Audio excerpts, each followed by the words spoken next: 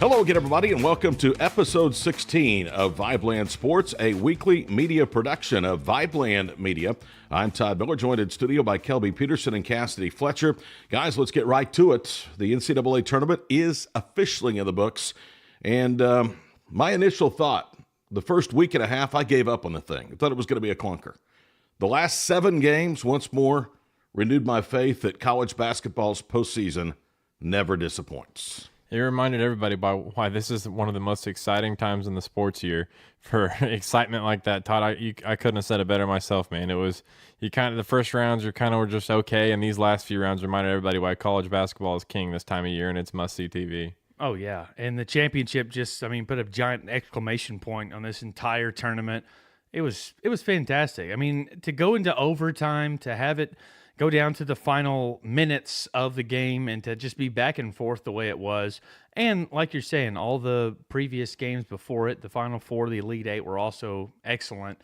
Just bravo to the NCAA because this was a very fun tournament and a great championship. You won't find yourself saying that very much. Bravo to the NCAA. But that's right. I may end up cutting it in the editing edit floor. that out. I'm not sure if I want that out there. 85-77, Virginia wins its first basketball title in school history in overtime. Hard to believe it was the first Cavalier appearance in the Final Four since Ralph Sampson was in Charlottesville in 1984. Let's begin with you, KP. Your thoughts on the championship game?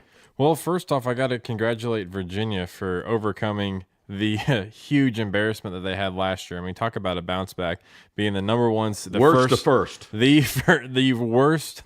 first number one seed in the history of the tournament to get knocked out by a 16 seed to come back the next year and win it all. I mean, that speaks volumes of that coaching staff and those players. They really bought in the message in the offseason. So shout out to Virginia, but also Texas Tech. I mean, as a Big 12 fan, I'm proud that they went there. It was kind of surprising. I mean, before the season, I don't think anybody was saying, hey, Texas Tech is a championship caliber team. 7th in the Big 12. 7th in the Big 12. Wow. Okay, yeah, just finished 2 overall in the season. That's unreal. So congrats to Texas Tech. Chris Beard is for real. I think that program is for real, and this is going to be a giant step forward. But to answer your question about the game, it was what everybody thought it was going to be, guys. It was a defensive effort. I mean, I think there was the first field goal that was made in the game at 12:49. It took 7.5 minutes to score a basket because the defense was so tough.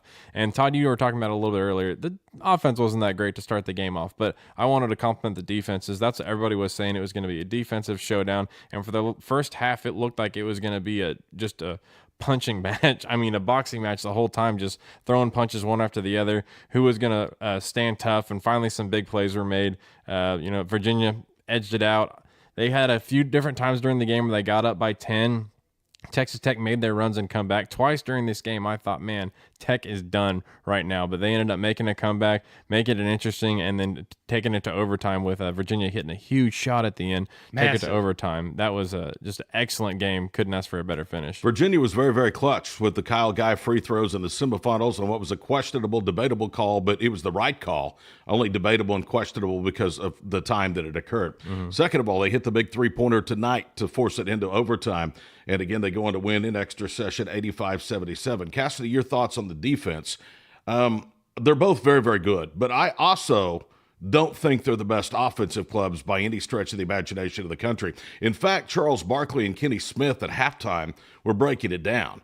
And they broke down a couple of possessions for both teams, and it was amazing when you looked at it in slow motion, not during the flow of the game, how many open shots on one possession that one of those teams would turn down. For instance, Virginia on a first half possession had 3 wide open shots, elected to put the ball on the floor or give it up instead of taking the open jump shot. So while Tech's defense was good, while the Cavaliers' defense was championship worthy, those aren't the greatest offensive clubs either. No, they're absolutely not. But what they were both able to do on the defensive end is still very much impressive. And, I mean, heck, we were talking about it in the game. We were watching it together, Todd, and there was a couple of times that we were like, my goodness, that defense is incredible. And we're just remarking on the fact that they were able to shut down, in Tech in particular, on a couple of occasions. They were down 8 or 9 points, and it looked like they were about to just get blown out. Next thing you know, they get a couple of big stops where they're shutting down first, second, third option. They're getting a turnover that starts a fast break the other direction. They end up getting some quick points, and then all of a sudden, Tech is back. They're just right there. Now they're down 2 possessions. The key to Tech's defense is deflecting balls. Right. Oh, man, They didn't do that all night. early, and what you're talking about, they did do it late, especially when they trailed by 10. Yes, and that's how they got back into that game Hitting in the huge second threes. half. Yes, and but I think it all started on the defensive end for Tech, that comeback. Well, both times when they were down by double digits in the first half and the second half, it was all started when their defense really cranked it up to an 11, and they were able to just shut down Virginia. Now, Virginia did that throughout most of the game to Tech, and that's how they were able to build 10-point leads multiple times. But the defense played in both ways was incredible, and I thought it was just a very good representation of what two defensive teams look like when they're slugging it out. It's really old school basketball, and that's what the championship games that I grew up watching, and certainly well before then, look like. Texas Tech, again, is one hell of a defensive club. I mean, that's a gross understatement. But going to the semifinals, guys, what they did against Tom Izzo in March in the Final Four was Dismantled them. incredible. This is the same team that beat Duke, who early in the year, everybody was saying Duke can beat an NBA team.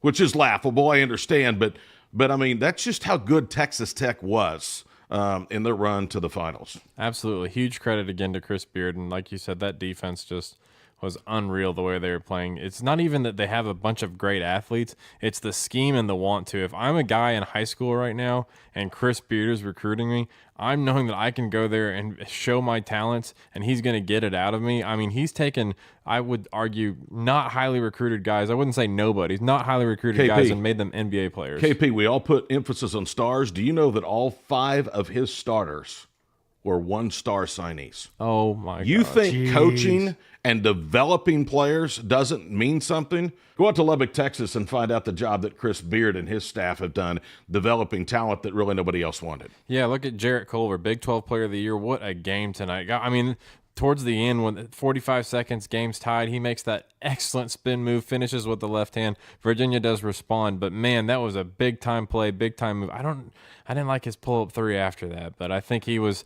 feeling it and he was trying to be the hero. And I mean, he looked like it for a little bit, but I mean, yeah, like you said, Todd, a bunch of 1-stars. That's unreal. You can't say that Texas Tech lost that ball game. I think, if I remember right, Virginia was 11 of 11 from the foul line at overtime. That's not having somebody give you a game. That's taking the game away. And that team was exceptionally clutch, going all the way back to Kyle Guy in the closing seconds against Auburn, stepping up and hitting not 1, not 2, but 3 free throws to get them into the national title game. They were incredibly clutch in the overtime period, and look, they were taking it right at Texas Tech, and they were finding ways to get to the free throw line, and they were executing on the defensive end as well. That was forcing Tech to, in the last about 90 seconds of that game, they had to just start fouling. Now, what did you guys think? Did you see the replay overturn? What did you guys think about that? Did you pay close attention to that? I did, and I Okay. told Casady that I thought it nicked the Texas Tech guy's finger. I did too. Isn't so? I thought I saw this on Twitter. I tweeted it, and then I saw that a few other people had the same thought that I did. Was that at first glance on 10 years ago with replay It's technology, Texas Tech basketball. it's Texas Tech Yeah. basketball. But because we have slow motion zoomed in cameras, you could see on a normal play to the naked eye. I mean, the Virginia guy was looking and walking the other way. He thought it was off of him. On a normal basketball play, the defender swipes the ball away, and it just goes out of bounds off the defender's hand. But with this slow motion zoomed in camera, we saw on the swipe, the ball just slightly glances the dribbler's hand and it turns it over. It's a great defensive play, and it kind of took the wind out of Texas Tech sails right there at the end. I'm not saying the game is different because of that, but it was a big momentum changer for sure. Huge. And it was interesting to me that camera, it's new technology, made an impact in the national championship game. And it wasn't even just that camera. If you saw when the ball bounced out of bounds, it hit one camera of about 4 or 5 on a row right there. Yeah, they so were covering everybody the entire, got it. right, everything in front of the bench. They had literally every conceivable angle covered. All right, guys, a big question now in Lubbock is, does Chris Beard stay long? I mean, he acts like he's committed to Texas Tech. Texas Tech, their athletic director, Kirby Hocutt, said, hey, we've got the resources to match anybody. I don't know that I believe that. I do think they have money. But do you guys see Chris Beard long in the South Plains of the Texas Panhandle? I would like to say so, but absolutely not. He's the hottest name in college basketball. Might be the hottest coaching name because NBA guys are just picking off these college coaches left and right. So, I mean, I was texting my buddy who's a longtime Texas Tech fan, and he kind of had the same sentiment. I said, "Man, he's the hottest name in college basketball." And he's like, "He's awesome. I hope we can keep him, but I don't think there's a lot of faith that they can." No, somebody's going to offer him an incredible job at some very prestigious either university or, Kelby, like you're saying, maybe at the NBA level in the very near future, and they're going to throw a ton of money at him. And I think if you're Chris Beard, you're thinking, why in the world would I try twice as hard to recruit kids to Lubbock if I could go to a school that is a traditional powerhouse, or go to the NBA where you don't even have to worry about recruiting? I'm going to disagree with you both. I don't think he's ever an NBA coach. I don't think his style is conducive to the NBA. You'll never be able to get NBA guys to defend like that. And that's what his system's entirely predicated on. Okay, last week, our VIBELAND Sports Fan Poll of the Week, the question we asked, who will win the national championship? Will it be Auburn, Michigan State, Texas Tech, or Virginia? Congratulations to our listeners. 40% of you anyway correctly picked Texas Tech. We'll cut down the nets. You were close. Only 20% of you said Virginia, 33% Michigan State, and 7% Auburn. I say congratulations to those of you that picked Texas Tech. Cassidy believed in the Red Raiders. He had them into the Final Four, but I don't think a lot of people in their brackets had them into the championship game to even have a shot. That's right. And, I mean, honestly, too, they were a little bit of a flyer even in that bracket to get them to the Final Four, I thought. But props to the Red Raiders because they got really hot when it counted, and they did a fantastic job on that run to the championship, and they competed as hard as a team could possibly compete in the championship game, again, overcoming multiple double-digit deficits. I cannot say enough about what they did to represent Texas Tech very well and the Big 12 in that sense, and I thought it was a great game and a nice fitting into the college basketball season. Absolutely. As a Big 12 fan, it was fun to root for them. It's not always easy to root for the other teams in this conference, but it seemed easy to root for them. I just like the style they played, but I think Texas Tech fans, the question begs to be asked, is Texas Tech a basketball school now? I don't know. Michael Crabtree, what does he think about that? I'll tell you what. Football right now is number 3 on the pecking order out there. You've got the Red Raider baseball team that went to Omaha last year. Yep. The Red Raiders did chip in the NFL MVP this year in Patrick Mahomes. But now you've got the basketball team going to the Final Four in the championship game. So they got some work out there to do for Red Raider Texas football. Tech, they are on the map this year. It's a good year for them. Again, we want to thank everyone that stopped by our VIBELAND Sports Podcast poll on Twitter at VIBELAND Sports and cast your ballot. We have a question each week, and we hope that if you haven't already followed us on Twitter, you will do so. Again, it's at VIBELAND Sports. Also, don't miss an episode of your favorite sports podcast, VIBELAND Sports. Subscribe today on Apple Pod or on Spotify. New VIBELAND fan poll this week, and it's going to cover not only the NCAA tournament, which we're talking about, but in our last segment, the Masters Golf Tournament, which starts in Georgia on Thursday. This is oftentimes referred to as the best week, quote unquote, of the sports season. Okay, having said that, what is your favorite event during the best season in sports? Is it A, the NCAA tournament, B, the Masters Golf Tournament, C, the NBA and NHL playoffs, or D, Major League Baseball? Go online at VIBELAND Sports. Cast your vote. We'll give you the results next week here on episode 17. As we always do, we have to have a little moment or two reserved for KP's favorite topic, the Oklahoma City Thunder. Okay, I want to ask you this question, KP. As a Thunder fan, do you want to see the Warriors? Do you want to see the Nuggets? Or would you rather see the Houston Rockets in the first round? First of all, I said this a couple of weeks ago. I don't know that there's any matchup that's good for the Thunder right now.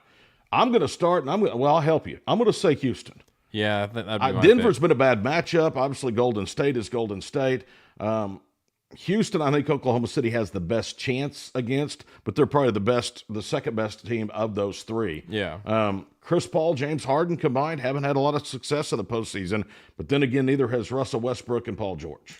That's how I feel about it, is that for a split second I had talked myself into the Warriors answer just because I had told myself, well, the Thunder, we get up and we play different against the Warriors. Well, and then I told myself, well, if they can't get up for the playoffs, then what the hell are they doing? So they're going to get up and play whoever they want to play. So I think no matter who it is, we're going to see a better series than I felt about it a week ago, that's for sure.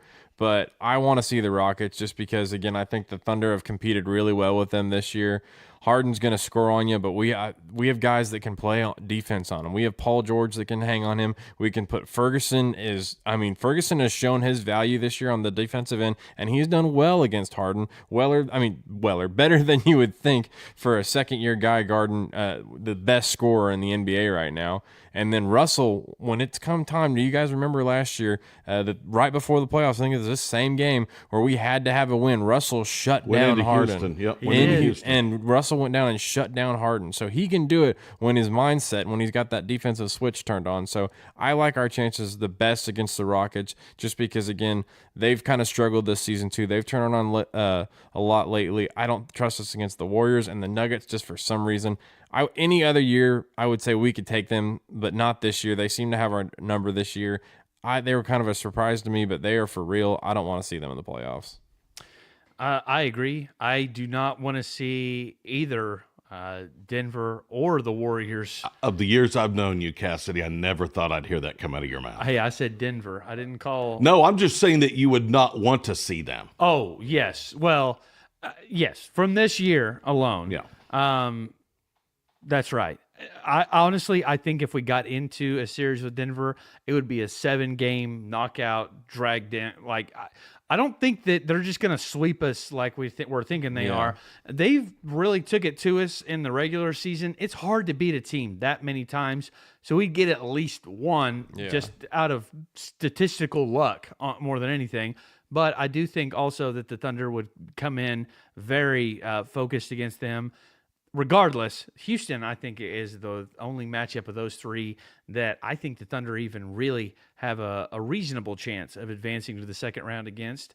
And I think that the Thunder match up okay against Houston, and they could really provide some issues that Houston would have to solve on how to guard Oklahoma City and some of the schemes that they're able to throw at them. So if Oklahoma City can get back to what they were at a time, even if it's just in flashes during the postseason, they're going to win a few games and they're going to have a chance if it's against Houston.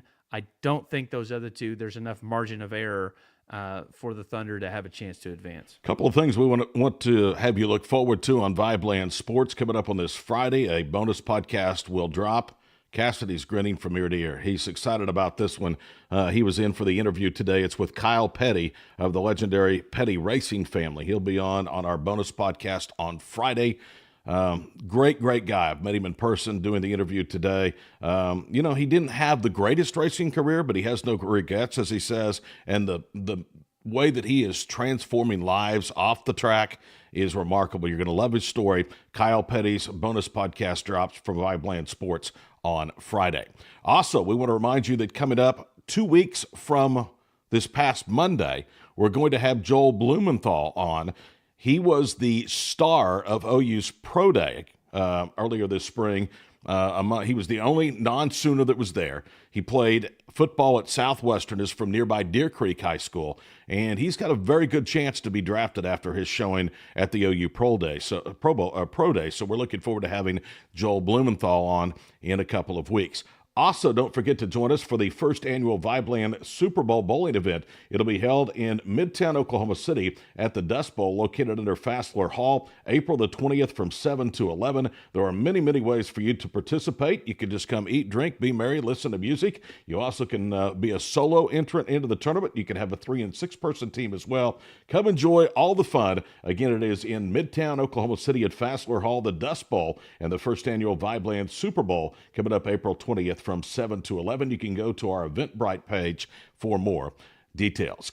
All right, coming up next on VIBELAND Sports, episode 16, a very unique guest. We have the owner and proprietor of a golf outfitting store in Southern California, Take Pride Golf. Jon Cantrell will join us next. This is VIBELAND Sports, a weekly production of VIBELAND Media.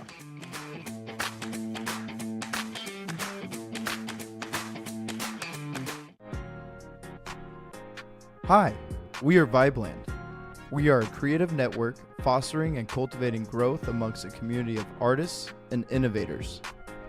Here at HQ, we inspire young entrepreneurs to pursue their ideas and fulfill their highest ambitions.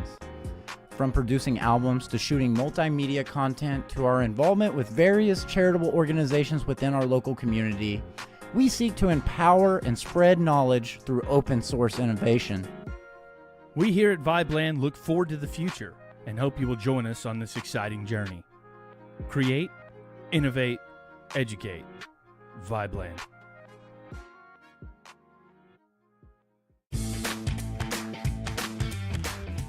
Welcome back to segment 2 of VIBELAND Sports. I'm Todd Miller. Today we talk with entrepreneur Jon Cantrell. He is with Take Pride Golf, based in California. Jon, how are you? I'm doing wonderful. How are you guys? We are doing very, very well, man. You are in Southern California, I guess a prime spot for what you do to pay the bills, right? Absolutely. It's amazing. All right. I want to take a journey through your career, if we can. You actually started out with a basketball background. Take it from there and tell us about your days as a coach and such with the basketball programs. Yeah. So, like you mentioned, I was a coach first. Had a partner, and we had like an AAU travel ball program, ran tournaments and stuff, and coached multiple teams. And I kind of had like more of like a broader vision for myself and what I wanted to do. And I kind of at a early stage, I kind of knew myself. I wanted to be someone working for myself rather than working for someone. And so with me, I took a chance on myself, took a chance on my experience, and it's been a great journey. I mean, I learn so much every day. Open-minded and so I absorb everything that's around me and ask the right questions, and I allow people to ask questions. I think that's pretty huge. So I take that, and I mean, nothing. I'm not any success story by any means, but I'm trying, and everything is on the up and up. So from basketball went to golf, and I mean, I'm not looking back by any means at all. So I want to ask you your thoughts on AAU because you've been involved in it. I think for a lot of us that are just general sports fans, we almost look like AAU or think like AAU is the evil part of basketball. I mean, there's so much under stuff going on. What's your thoughts about it? There's a lot of politics involved. I definitely feel in the area that I'm involved, that I live with or live in. I just kind of feel that it's more special in other areas, whether it be another state or city close by or something. But I just feel like where I live in Southern California, it is so saturated that actually I was just talking to one of my my NBA buddies, Corey Benjamin, about it, and said the same thing. It's so saturated that every dad or every mom or every uncle, whoever it may be, can all of a sudden just be a coach and or a tournament director and just run, tournaments and stuff, run events. So it kind of devalues, the sport a little bit, which kind of, is a downer for kids. And in that sense, you don't, with having a lot of teams in your area, that aren't really, they're not strong or they are strong or whatever, you tend to play the same teams because you don't have to travel anywhere.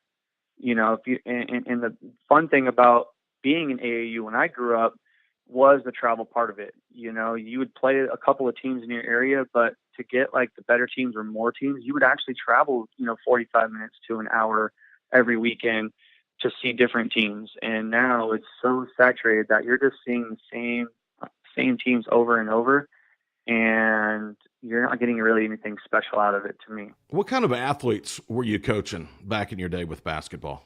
I mean, I definitely had some really good, talented kids. I mean, I wouldn't say, I mean, one recently that I've probably maybe had like 2 D1 kids. One kid that'll probably, I'm hoping, cross my fingers, he'll go pro. He's a 7-foot kid that's only a sophomore in high school, Great Oak, and he has always been a tall one, but with him, he struggles with, obviously coordination and stuff like athleticism.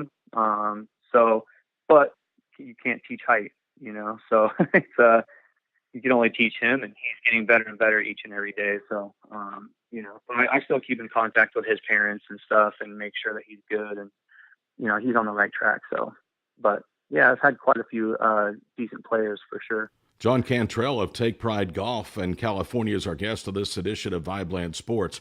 Okay, Jon, tell me the bridge between hoops and the links. How'd you get there?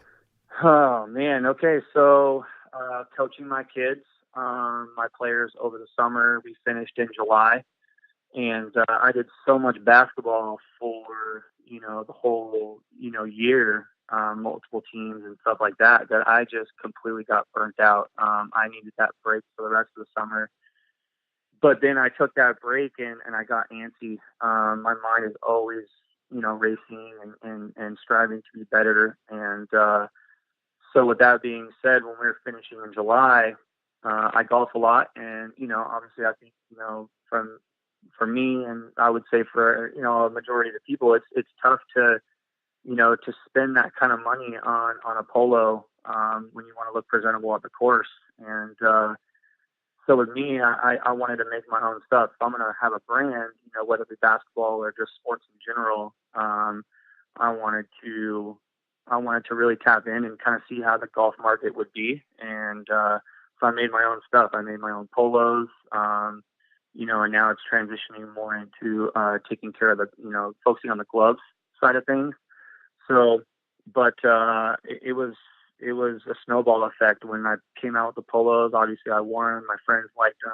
Their friends liked them, and so on and so forth. And now it's just coming up with ideas. So I have like another, whole thing, full plate that it's like I'm doing designing, back end work, and marketing, and all this just solo by myself. And it definitely keeps me on my toes.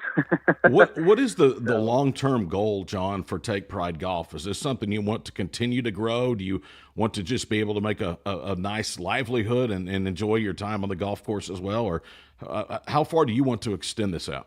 Yeah, so with me, it's, I'm going to see it through 100%.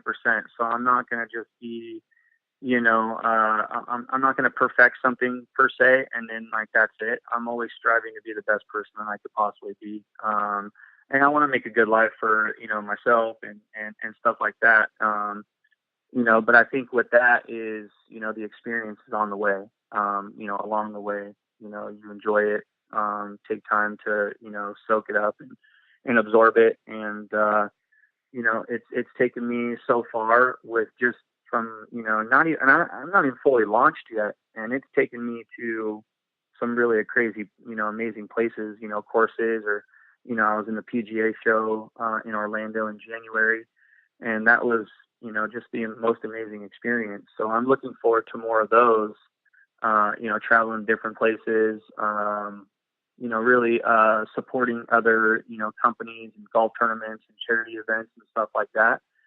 So if I can have some fun on the way while, doing a little bit of work, then I'm all for it. You've started, Jon, in polos. As you mentioned, you've branched out to gloves. Is there other products that we can look forward to from Take Pride Golf coming up in the future?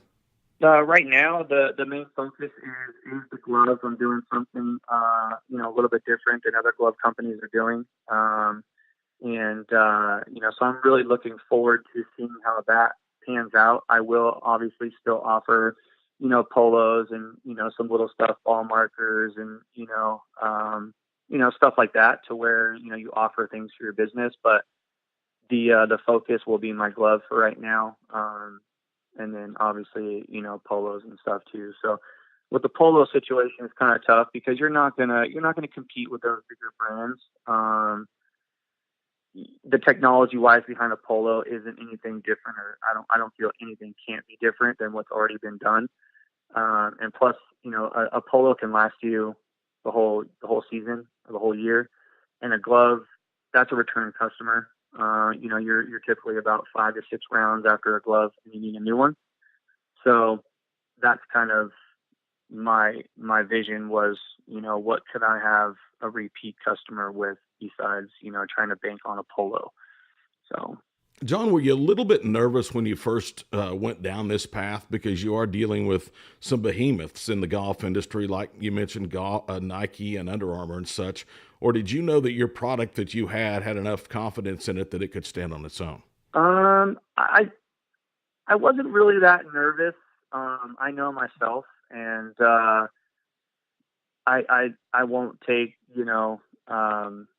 I guess losing as an answer. I'm not going to fail, and I'm just going to keep moving and moving and moving, and I'm seeing it through. And I know if I gave it 100% and it didn't really work out, then there's no hard feelings. I can kind of wash my hands away and be good. But so far, I see the snowball effect and the steam rolling, and I'm definitely not going to let it die out for sure. My foot's on the pedal, so it's moving.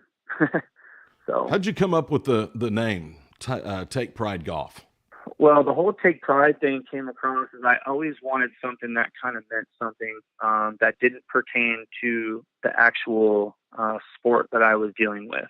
So, I didn't want anything elite. I didn't want anything, all-star or anything like that. I didn't want anything with basketball, So what that is, I kind of looked into a 2-word, that was like a strong meaning behind it. So, pride to me is, it is a strong word, and to be successful at, what you are passionate about, you have to have pride. And then so with that is, I wanted something that was very, very, like strong meaning, like by take, and I put both of them together and it kind of just stuck. And then I kind of just put like the words, golf supply or like basketball and stuff like that, pertaining to the actual sport that I'm involved with. So, I run one of the largest men's basketball league in my area, and that's just called the TPML, which is, Take Pride Men's League. So TPML, 4 letters that are short for that word, so or that league. So so anything like about that is all just, Take Pride. So the whole company as a whole is just Take Pride. So, when you start an endeavor like you have on your own, you obviously have a business plan, business model, and you have goals in certain periods that you want to reach. Having said all of that, when you set out to do this, are you further along at this stage of the business than maybe you even thought you could have been? I in the basketball aspect, yes. I've done pretty much everything I can.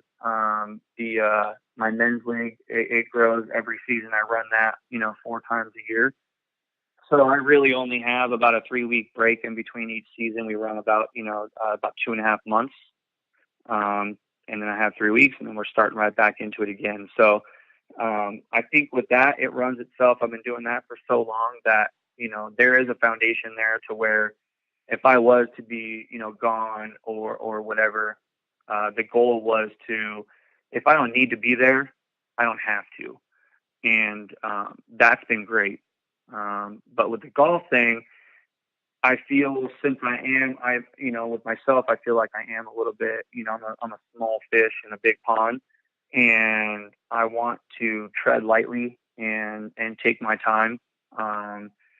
So that's been a little bit slower, but like I tell everyone, you can't really, you can't rush, perfection. You can't rush success. So, I really haven't felt that, where it's been like a goal that hasn't been accomplished. So, this one I'm setting goals a little bit, lower, not so high. Because if I do exceed those, then, it's just that more gratifying. So that's just the way that I look at it. Jon Cantrell of Take Pride Golf, based out of California, our guest here on VIBELAND Sports. Okay, let's switch gears. Masters Week, best week of the year as far as golf fans are concerned. Your thoughts on the field? Is this the week that Tiger finally gets back in the winner's circle in a major? I'm completely hoping so. I'm a huge Tiger fan, but this week in general, these next few days, just in general, the Masters is a phenomenal week for the youth, the women now, and and obviously of course the men's golfers. So whoever is going to be the winner, whoever it comes down to is they know how extraordinary this championship would be this weekend. So wearing that green jacket is it's meaningful for these guys. Almost like a championship. For the year is the way that I would look at it. So I'm definitely pulling for Tiger, though. I'm hoping it's been about, I think, 14 years or so since he's hard to believe, won at Augusta. So it'd be a nice one for him. And he's due for a big one, definitely.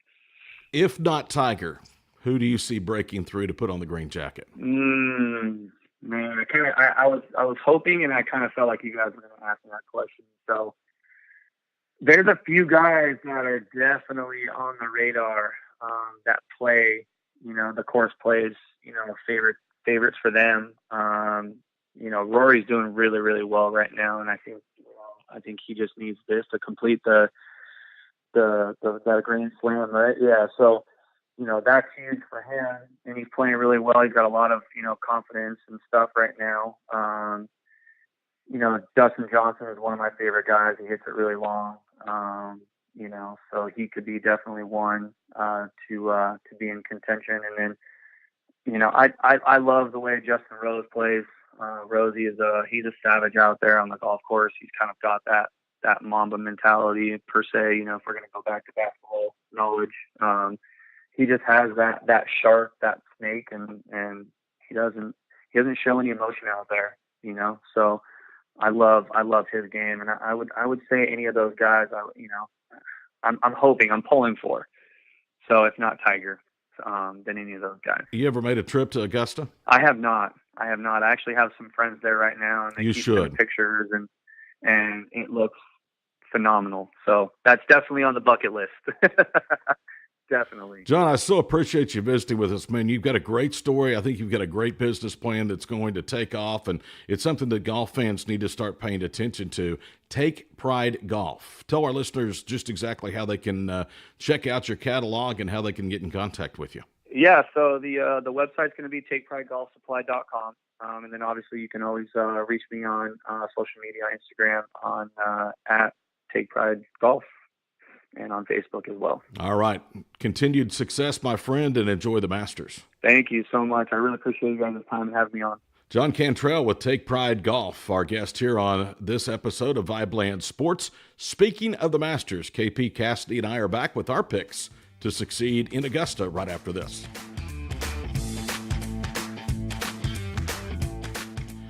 Welcome back to our final segment of episode 16 of VIBELAND Sports. Moments ago, you heard us discussing Take Pride Golf owner Jon Cantrell and his picks for the upcoming Masters field. It will be the 83rd time that they tee it up at Augusta National. KP, Casady, and I are going to give you kind of our thoughts on what we think will transpire Thursday through Sunday at the most beautiful spot on the face of the earth, Augusta National. It is my favorite tournament to watch on TV, guys. And even if you're a casual golf fan, which I'm sure we have some listeners that are, this is the best weekend for golf on television. And I'm going to throw in a little something else here for the not golf fans. It is the best napping weekend of the sports calendar. There is nothing better to take a nap to than golf in general, but Masters golf especially. It is the most beautiful course there is. And I'm speaking to the casual fan, of course. I'm sorry, the real golf fans are shaking their head. That is sacrilegious, just what say you that. said. Todd's over here shaking his head at me, but I'm going to be honest with you guys. For the casual golf fan, the Masters is great napping TV. It's beautiful, and to wake up to those soft voices just telling me that Tiger's making a push for the lead. I want it. I want that all day. But I'm going to be watching. I won't be napping this year, but if I do, I won't be. If that's the case, if you're going to wait for them to say Tiger's making a push, you probably won't get a nap this year. Yeah, you're Just probably gonna right. say. Your thoughts? Oh man, it's by far my favorite golf tournament of It's one of the my year. favorite sporting events. Period. Exactly. I would say the same. This entire week is full of great sporting events, and this one really has always just stuck out to me on the calendar. It feels like the new season of everything has now. It's here.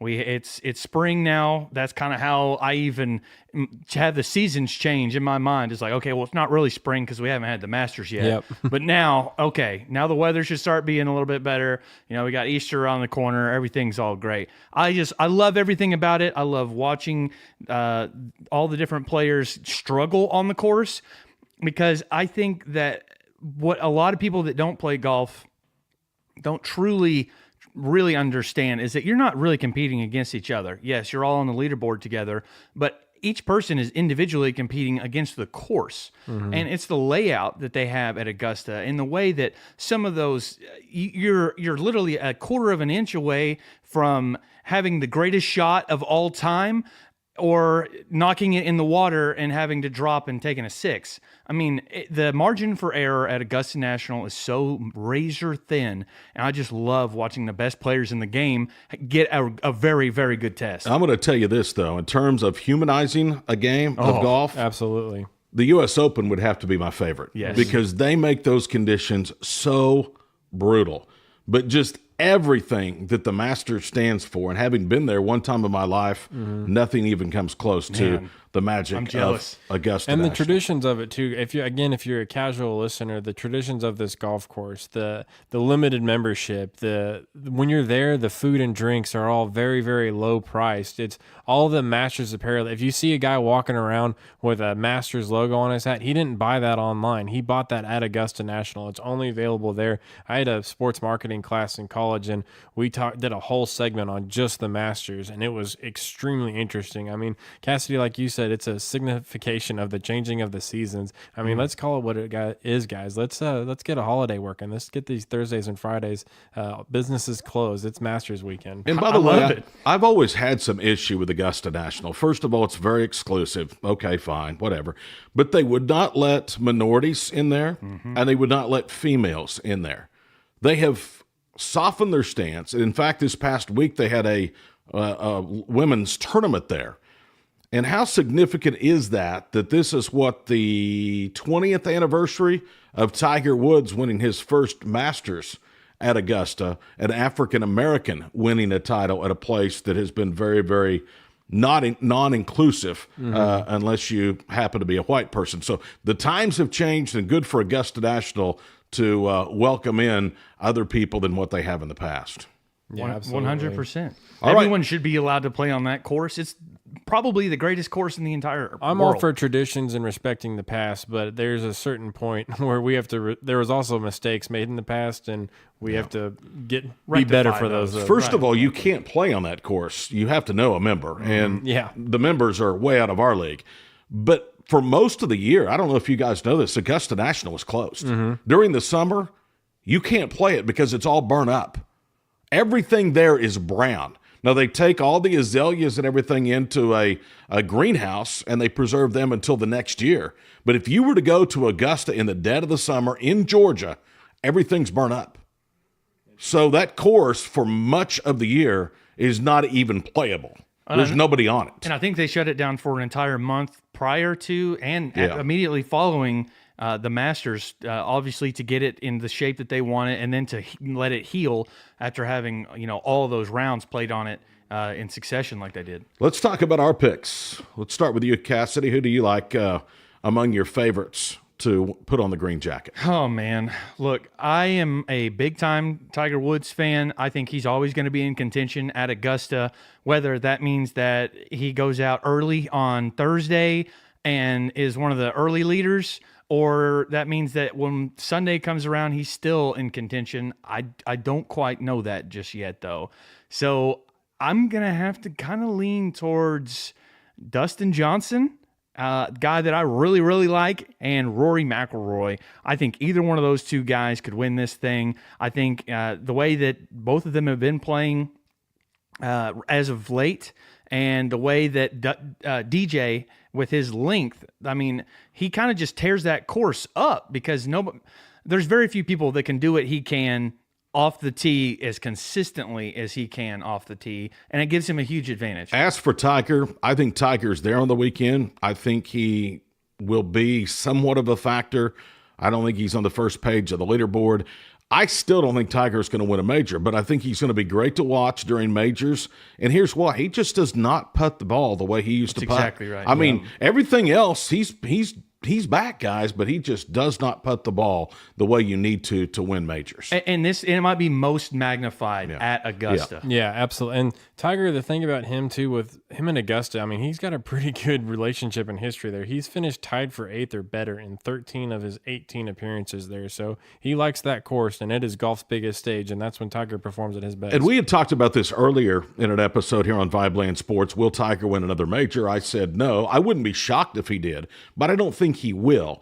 But if he is going to win another one, this entire golf calendar sets up well, where the 4 majors will be played, the venues, and Augusta, of course, being right at the top. Oh, yes. And I think he's going to compete at near the top of the leaderboard for the majority of the weekend. I do. I think he's going to be up there. Again, he may make some runs into the top 5. He may, have a good showing.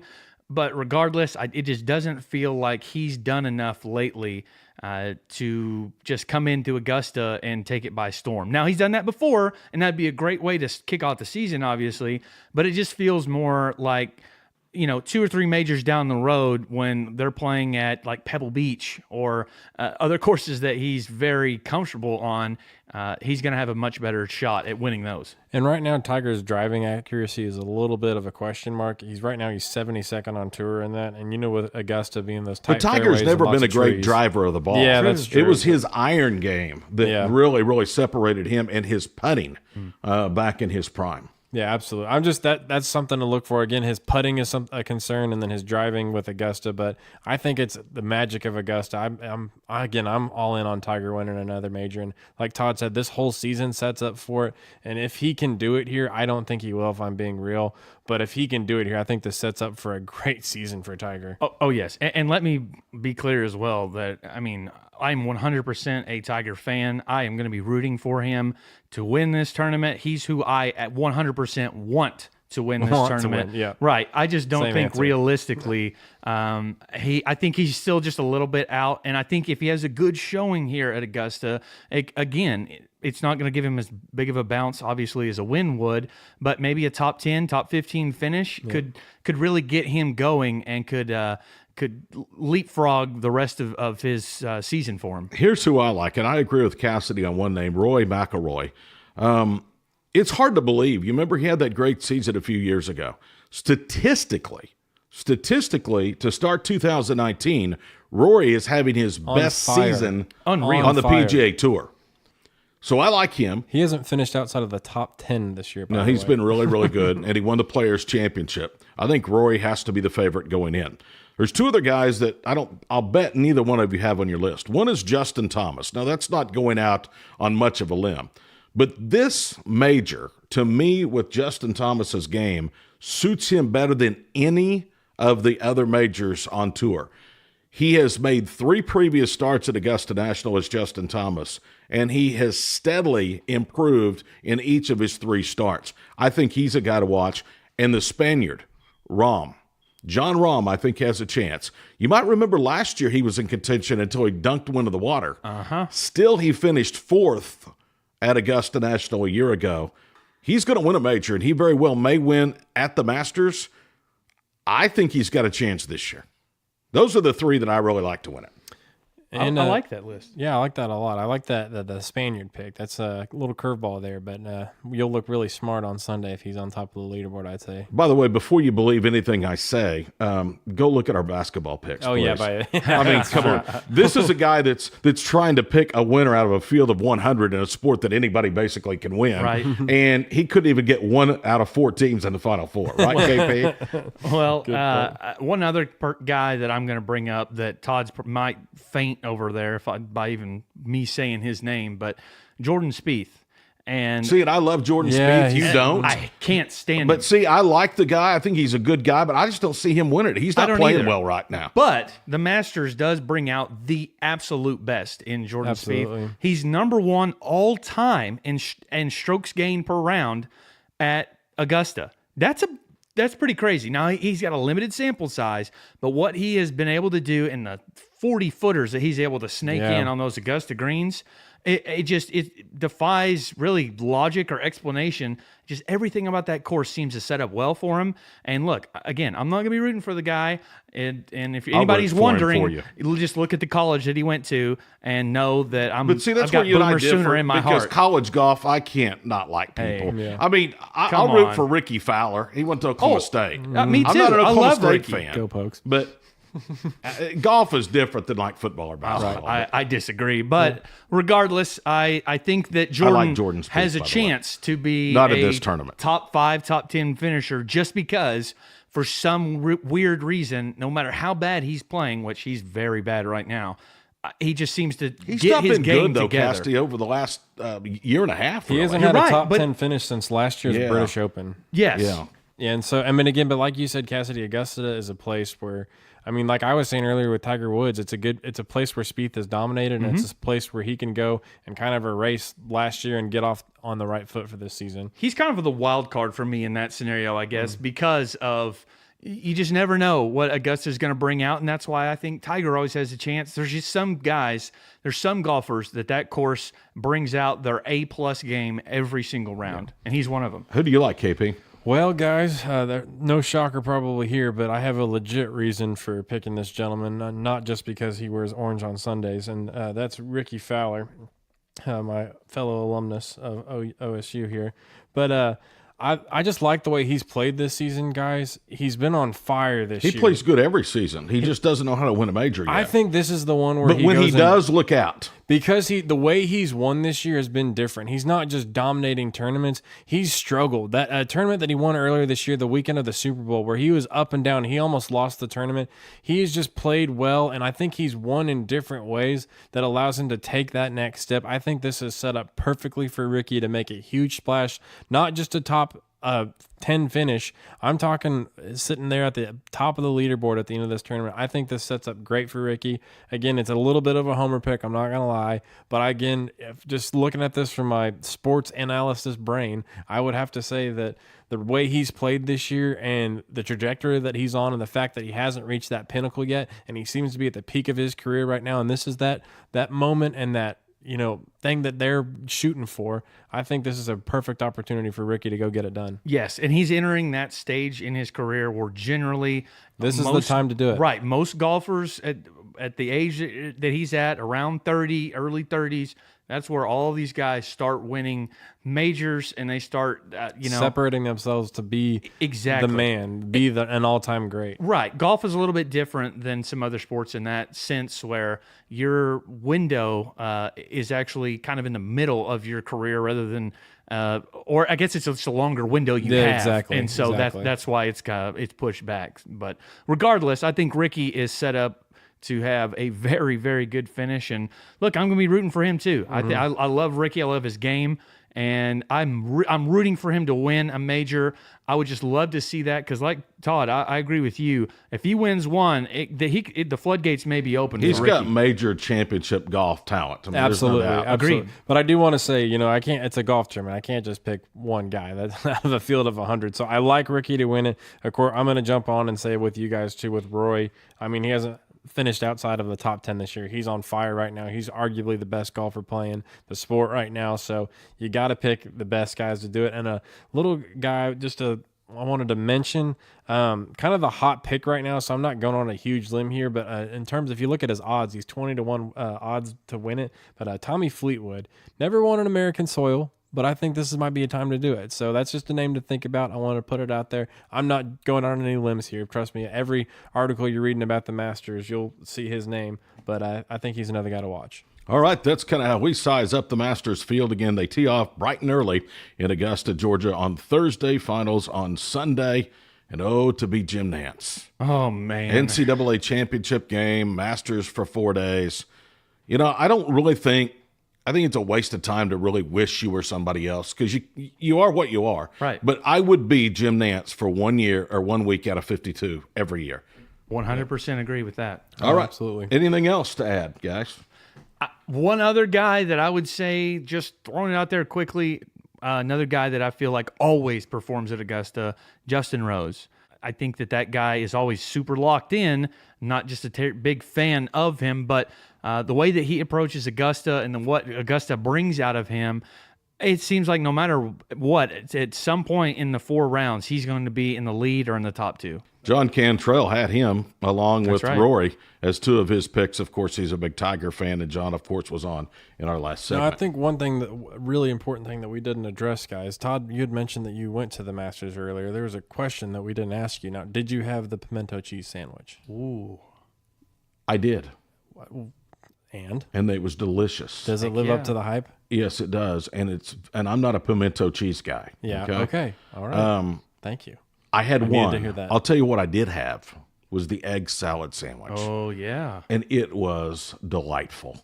I mean, much, much better in my world than a pimento cheese sandwich. Okay. And I did But see. both are cheap. Yes. The And prices. both are I really, saw really today, good. Darren Ravel tweeted out the prices, and the most Never expensive changed. thing is $5, Yep. and that's for international or a craft beer. Yeah. Everything And else is $4 or below. And that's what I've been. We talked about that in my class. It's always been that way, and it's never going to change. That's what I love about this tournament. That's one thing cool. about the Masters that has stood the test of time, that it's okay for them yeah. not to Let's change. Right. That's Well, a good tradition. Right. In the fact that for almost the entire tournament, they only have like 3 people or 3 partners to do all their commercials for like 4 days worth of coverage. Their marketing it's extremely interesting. Yes.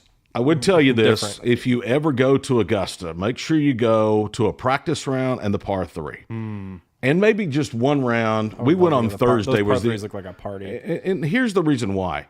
You can take a camera in during practice rounds and the par 3. You check your cell phones in at the gate when the tournament starts. Yep. So if you want to walk the golf course as I did and get some great pictures, you better do it before Thursday.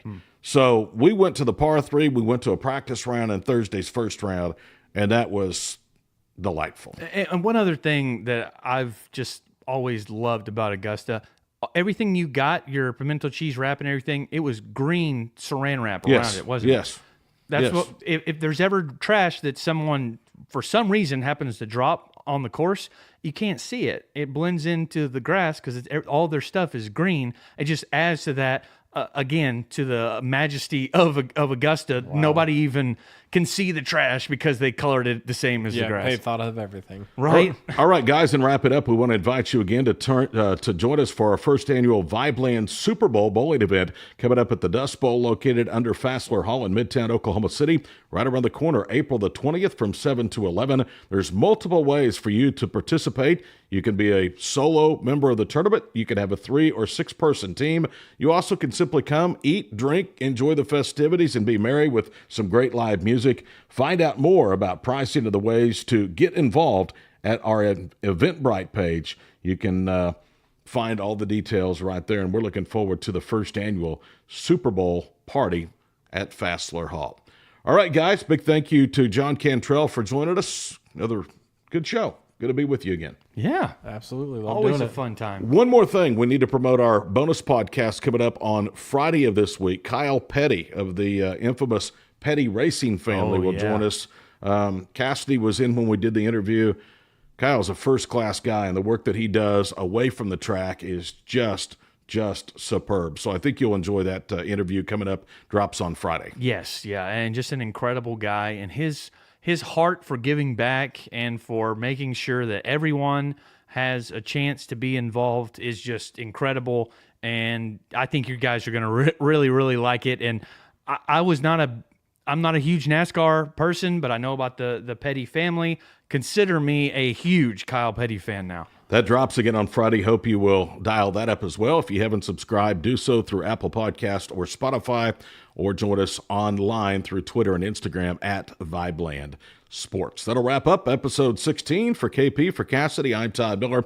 We'll see you next time on VIBELAND Sports, a weekly presentation of VIBELAND Media.